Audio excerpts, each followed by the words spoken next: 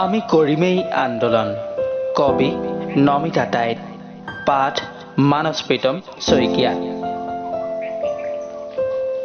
আমি অসমীয়া, মৰিবও জানো আৰু মাৰিবও জানো।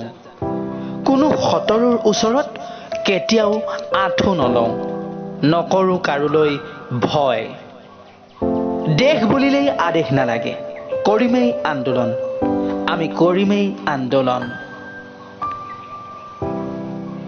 লাচিত, পিয়লি, মণিৰাম, কনকলতা, জয়া নাই, তথাপিও আমাৰ মাজত আছে আৰু তেওঁলোক সদায় থাকিব। আমি অসমীয়া, অধিকাৰ বিচাৰি আমি কৰিমেই আন্দোলন।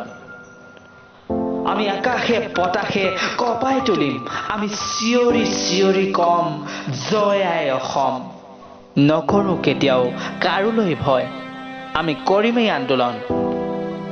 চিঞৰিম জয় আই অসম বুলি, আমি কাৰোলৈ কেতিয়াও ভয় নকৰোঁ। আমি কৰিমেই আন্দোলন।